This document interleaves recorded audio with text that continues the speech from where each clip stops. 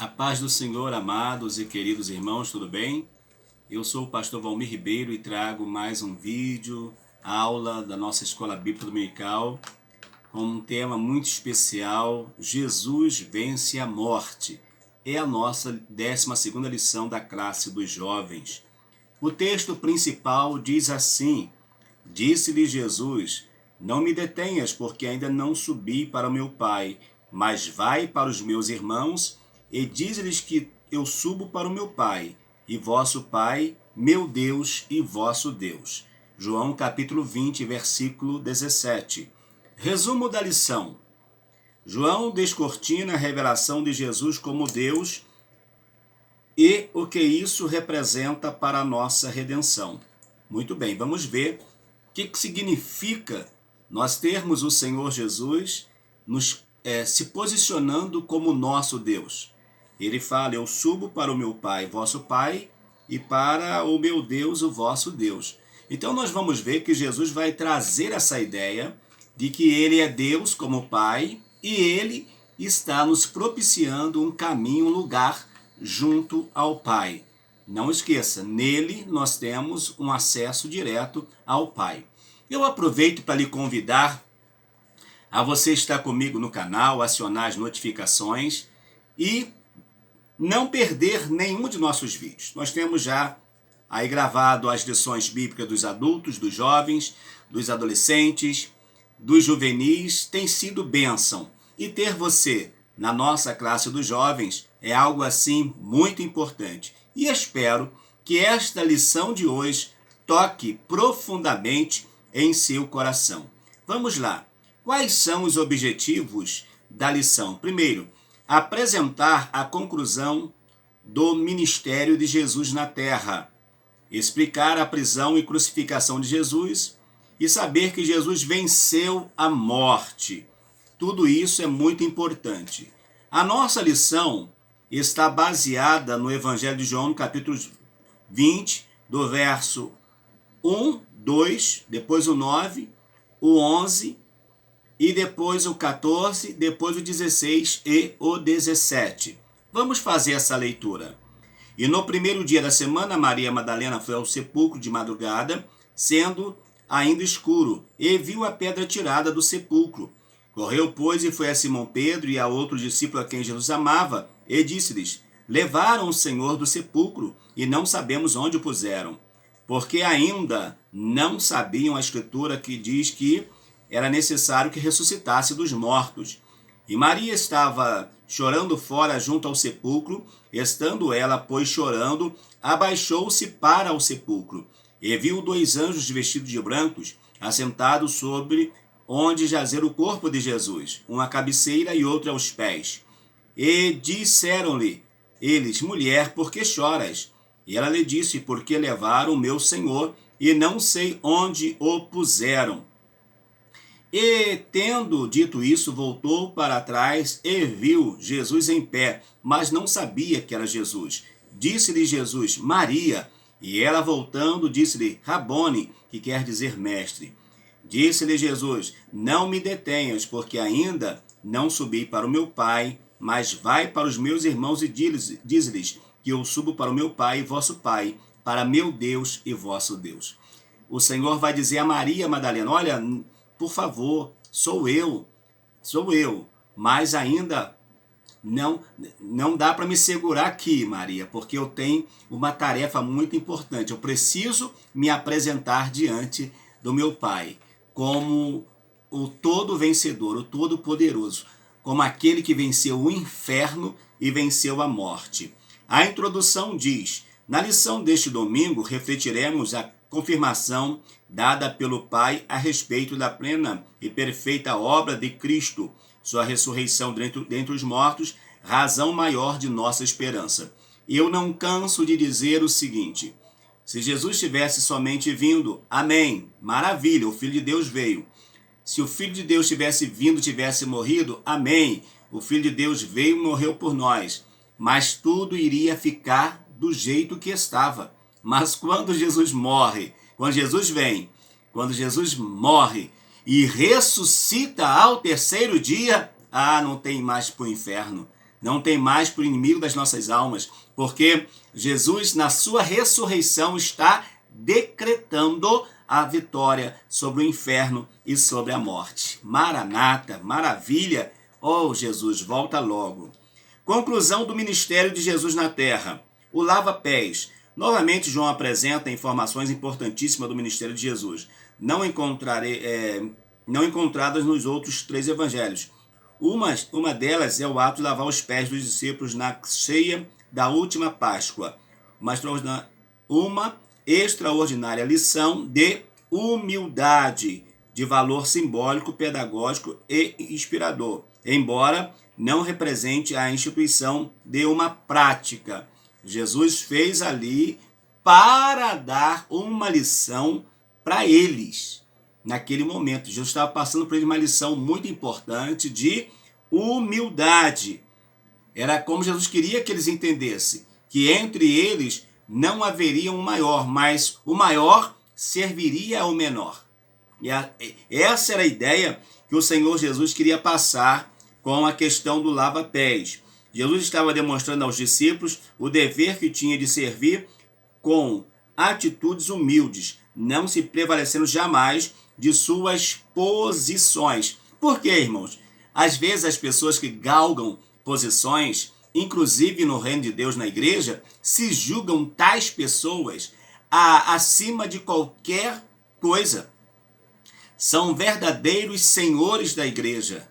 São verdadeiros donos da igreja. Se julgam superiores até o próprio Cristo. Talvez se Jesus fosse membro desta igreja, desta comunidade, não seria nem respeitado como eles gostam de ser respeitados. Então Jesus vai instituir essa prática do lava-pés para quê? Para que cada um entenda o seu papel no reino. Que Senhor é Ele e todos nós somos servos. É o maior servindo ao menor. Não tem isso. Esta é a prática do Evangelho. As últimas instruções. João passa a relatar 2 momentos do ministério de Jesus que não têm caráter público. No primeiro fato, ele fala os discípulos. Segundo, fala com o Pai. Em seguida, entrega-se à prisão, o julgamento e morte. Observação, Jesus se entrega. Jesus não foi preso, Jesus não foi levado à força. Jesus, o nosso Jesus, se entregou para salvar, para libertar, para transformar as nossas vidas. Então nós vemos Jesus dando instruções aos seus discípulos, vemos Jesus orando e falando com o Pai, Pai, se possível, passa de mim este cálice. Mas ao mesmo tempo ele vai dizer, mas não seja feita a minha, mas a tua vontade. E depois então, quando eles chegam, Jesus se entrega para morrer por mim e por você. Depois de predizer a traição que sofreria, Jesus transmite suas últimas instruções aos discípulos, fala abertamente de sua partida e volta a declarar-se ser igual ao Pai e anuncia a vinda do Espírito Santo. Ele vai dizer, quem vê a mim vê o Pai, eu e o Pai somos um. Eu vou para o meu Pai, mas não vos deixarei órfão, enviarei outro Consolador, ou seja, outro igual a mim. Isso Jesus veio fazendo. A riqueza doutrinária de João também se vê, portanto, na área da doutrina bíblica do Espírito Santo. Por quê? É no Evangelho de João que nós vamos ver claramente Jesus deixando para os discípulos que ele iria enviar outro Consolador. No Evangelho de João, tá bom? Jesus vai dar detalhes de qual seria o ministério do Espírito Santo. Qual a obra que o Espírito Santo iria realizar? Que é convencer o homem do pecado, da justiça e do juízo, além de consolar a noiva do Cordeiro. Qual é o papel do Espírito Santo? Os registros de João sobre a missão do Espírito Santo são fundamentais para que, em conjunto com Atos e as epístolas paulinas, especialmente compreendamos como ele age em nós e por nós nesses dias.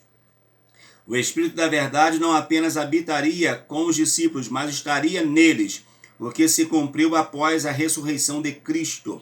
Trata-se de uma morada permanente em todos os regenerados, ou seja, aqueles que foram gerados de novo, como Jesus disse para Nicodemos. Nicodemos, necessário é nascer de novo, ou seja, necessário é que você seja gerado de novo. Então, regenerar, nascer, ser gerado novamente. Agora, pelo Espírito Santo de Deus. O Espírito Santo tem como missão nos ensinar todas as coisas pertinentes ao reino de Deus. Jesus vai falar, e o Espírito Santo vos ensinará ou lhe fará lembrar todas as coisas.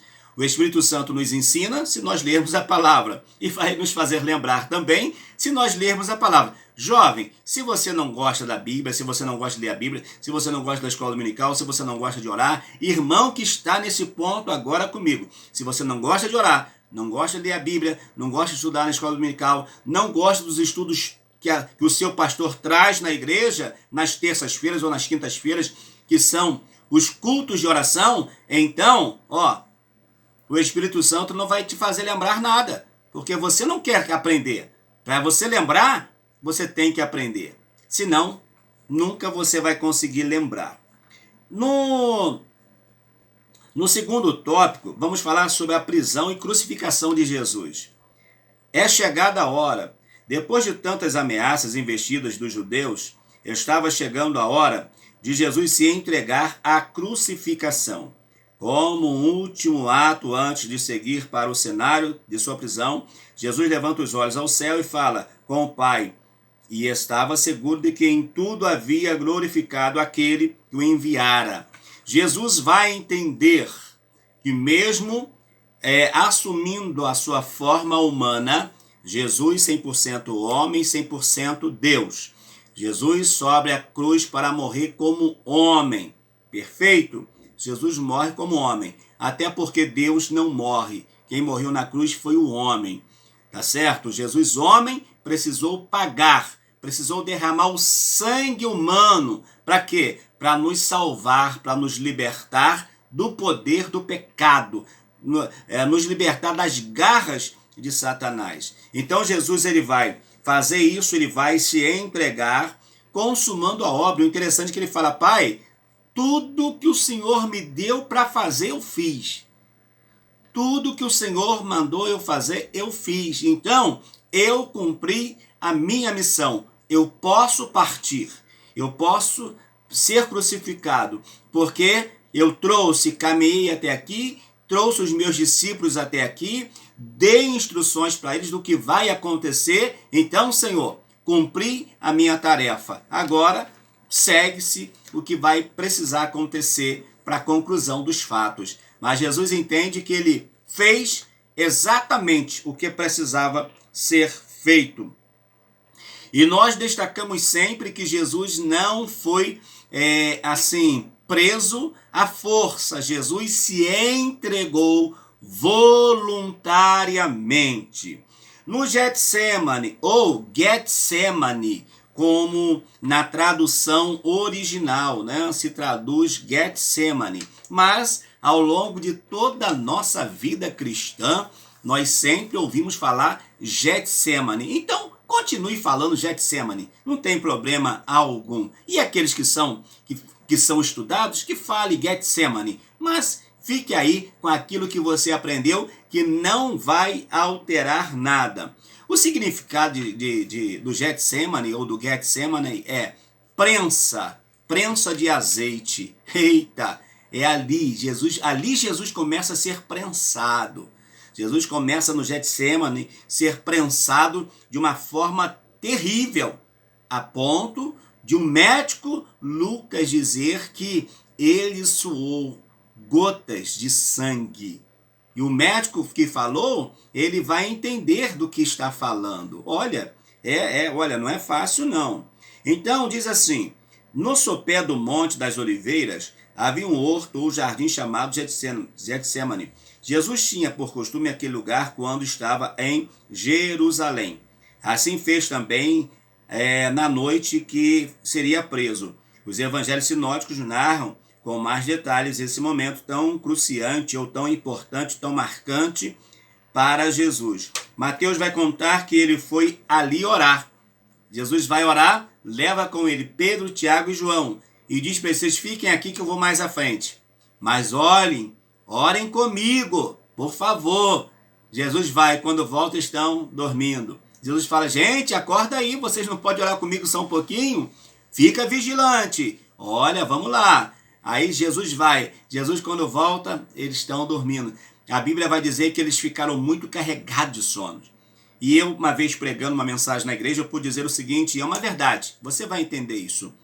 Tem momentos na nossa vida que podemos ter amigos, podemos ter tantas pessoas importantes para nós, mas nós vamos entender que o Senhor Jesus, ele é tão maravilhoso, o Pai é tão maravilhoso, que tem situações que ele aparentemente nos deixará passarmos sozinhos, estarmos sozinhos. Foi o que aconteceu com Jesus, cheios de amigos, mas precisou estar sozinho naquela hora tão difícil da sua vida. E isso de fato vai acontecer. Então, ali no Getsêmani, Mateus vai narrar isso. Então, sua tristeza, profunda angústia, e enquanto Lucas, o médico, especifica que seu suor tornou-se em grandes gotas de sangue que corriam até o chão. Foi ali que Jesus, mais uma vez, de forma definitiva, entregou-se à vontade do Pai. Ou seja, Pai, eu sei que a hora é difícil, o momento é difícil, mas cumpra em mim a tua vontade, cumpra na minha vida o teu querer. Preso e crucificado. As últimas horas de Jesus foram de intensa agonia, um julgamento cercado de ultrajes e escárnio, um processo de completo abandono por parte dos discípulos, como havia predito. Pedro, o mais enfático, negou 3 vezes. Enfim, os judeus religiosos tinham Jesus preso, como tanto esperavam. Em seguida, ele compareceu perante Anás e Caifás, e eles vão intentar uma acusação contra Jesus. Aí eles, ao mesmo tempo que querem condenar, mas não queria assumir a culpa, leva para Pilatos. Pilatos não encontra nenhuma falha em Jesus. Manda Jesus para Herodes. Herodes também não quis se comprometer. Manda de novo para Pilatos. Pilatos tenta de alguma forma salvar Jesus, a ponto de dizer, gente, é costume libertar um ladrão, libertar alguém que tem alguma falha, algum erro, alguma dificuldade. Então, por sua vez, ele vai arranjar um meio, porque ele também sabia que Jesus era inocente, ele não queria assumir aquela culpa. Ele então vai propor, mas eles vão gritar, crucifica-o, crucifica-o, solta Barrabás e crucifica Jesus. Porque aqueles que eram comprados pelo sumo sacerdote estavam incitando o povo a cometer essa falha. Mas nós sabemos também que precisava cumprir-se, Jesus precisava morrer. Só que, infelizmente, foi algo muito cruel o que fizeram com Jesus. Jesus vai ser ultrajado, escarnecido, vai sofrer açoite, vai sofrer de uma forma terrível no meio ou na mão daqueles seus acusadores. Pilatos então faz o quê? Lava as suas mãos dizendo, olha, eu não sou culpado do sangue desse inocente. E eles vão gritar então ao povo, que o sangue dele caia sobre nós e sobre as nossas gerações. E isso de fato vai acontecer. Então nós vamos ver que Jesus ele vai e sai dali, vai ser preso de uma forma terrível. Os seus amigos irão lhe abandonar, irão ficar pouquíssimos, principalmente as mulheres e João.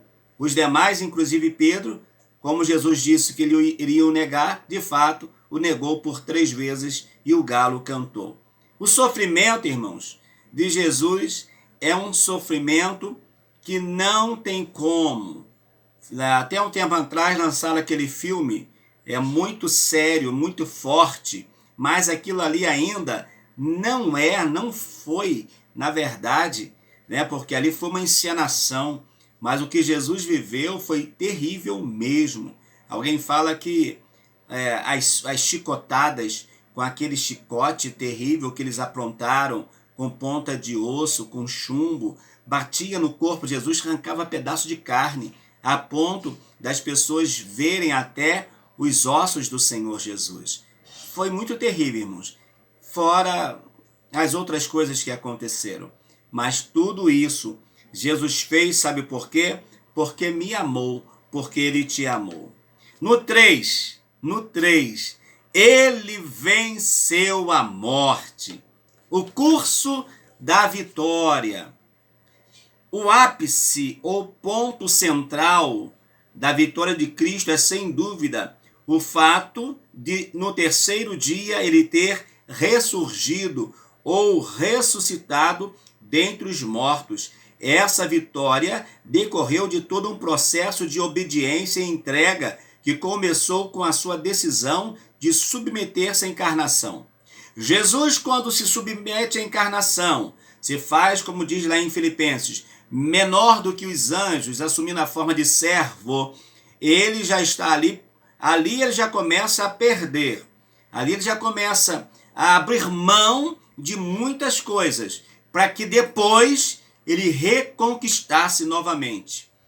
Ele tinha por ser o filho, e agora ele tem porque ele conquistou. Como filho de Deus, ele conquistou ao ir à cruz, ao morrer na cruz. Ele vai resgatar, além de nos resgatar, na eternidade, o sacrifício de Cristo, ele foi um sacrifício perfeito.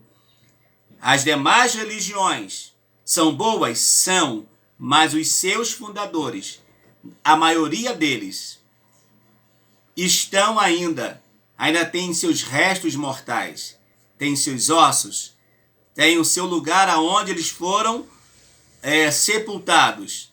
Jesus foi sepultado? Foi, mas a morte não pôde vencê-lo, porque a morte só vencia quem tinha pecado.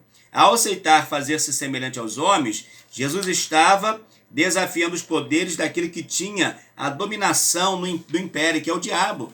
Quando Jesus fala, Pai, então eu vou descer, vou encarnar no ventre de Maria e, por meio da minha encarnação, eu vou salvar a humanidade.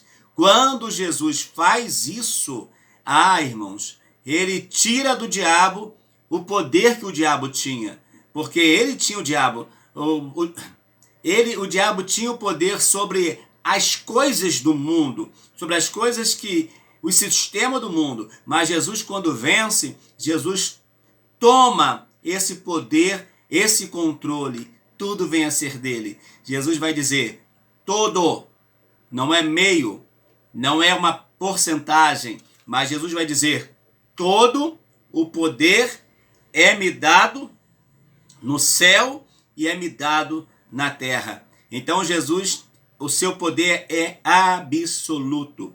Ressuscitado pelo Pai, como um sacrifício perfeito, a morte não poderia detê-lo. Quando as mulheres chegaram ao sepulcro, no primeiro dia da semana, domingo, já encontraram o sepulcro vazio. Jesus já não estava mais ali. E agora todas as vestes todas as vezes que aparece, já está em um corpo glorificado. Não precisa abrir porta, já não está mais preso ao tempo. Jesus já está como o Senhor do tempo, Senhor dos espaços, todo-poderoso, não tem mais limitação de espaço físico, não. Ele pode chegar e entrar em qualquer lugar, porque ele é Deus absoluto. Então nós vamos ver que muitas pessoas, nós temos, pelo menos na Bíblia, em o Novo Testamento, pelo menos nós temos 3 casos de que Jesus ressuscitou. Jesus ressuscitou a filha de Jairo, Jesus ressuscitou o filho da viúva da cidade de Naim e Jesus ressuscitou a Lázaro. Outras ressurreições também aconteceram quando Jesus ele é morto, diz que pessoas são ressuscitadas, sepulcros são abertos, pessoas são ressuscitadas. Mas Jesus foi diferente, porque todos que ressuscitaram antes de Jesus, ressuscitaram para morrer novamente. Mas Jesus é a primícia dos que dormem, porque Jesus morreu uma única vez, ressuscitou uma única vez para nunca mais morrer. Ele é a primícia dos que dormem.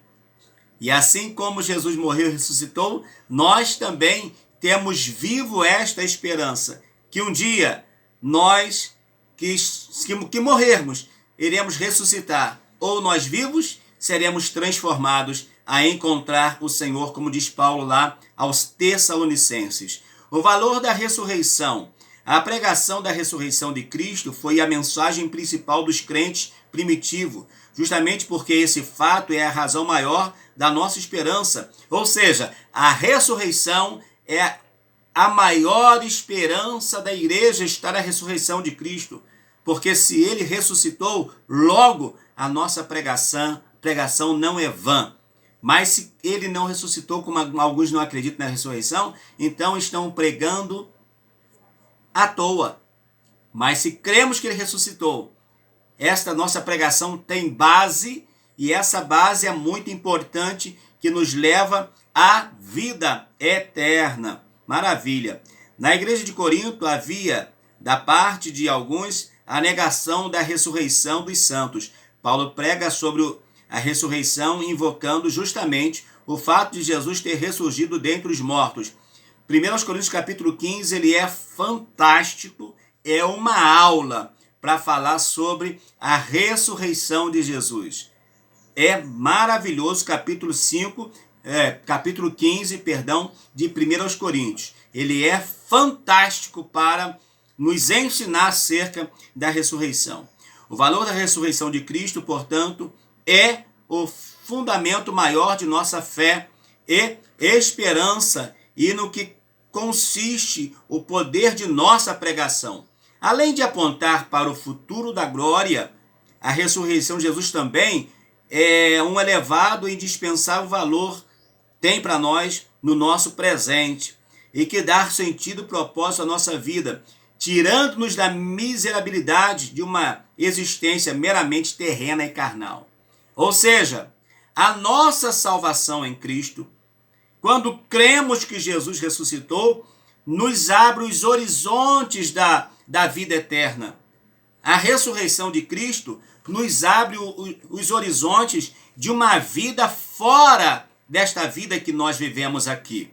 Uma possibilidade de uma vida em um corpo glorificado, longe de dor, de enfermidade, de angústia, de depressão, de tantas coisas que tem nos assolado hoje. Amados irmãos, estamos chegando ao final de mais uma lição. Eu te espero para juntos nós estarmos na nossa última lição, para que creais que Jesus é o Filho de Deus. Vai ser a nossa última lição. E eu lhe convido sempre a se inscrever no canal, acionar as notificações, dar o seu joinha. E vem comigo, venha somar nesta família que está em crescimento. E ter você no canal é algo maravilhoso. Concluindo, a vitória de Jesus sobre a morte foi o ápice de sua obra redentora. Pelo poder de sua ressurreição, fomos vivificados e temos vida espiritual, pois ele nos gerou de novo para uma vida nova, conforme Efésios 2, 1 e 2. E vos vivificou estando vós mortos em ofensas e pecados, em que noutro tempo andastes segundo o curso deste mundo, segundo o príncipe das potestades do ar, do espírito que agora operem nos filhos da desobediência. Então, o que nós vamos ver aqui? Nós vamos ver que a ressurreição, o ministério de Cristo, a morte de Cristo e a ressurreição de Cristo, principalmente, é a base da nossa vitória. É a base de que nós estamos fazendo aquilo que é correto, aquilo que é certo. E através dessa mensagem poderosa, quando recebemos de Cristo, nós somos vivificados. Ou seja, a nossa vida viva, ela torna mais viva ainda, porque ela recebe a vida de Cristo, a vida do Espírito Santo, a vida do Pai em nós. Que Deus te abençoe. Eu sou o pastor Valmir Ribeiro e te aguardo na nossa última lição, no nosso último trimestre. Não sei ainda, não chegou para mim as lições que estaremos estudando no próximo trimestre, mas com certeza vai ser mais um trimestre muito abençoador. Que Deus te abençoe, que Deus nos abençoe. Um domingo de paz para você, para sua casa, para sua família, em o nome de Jesus. Amém. Um abraço.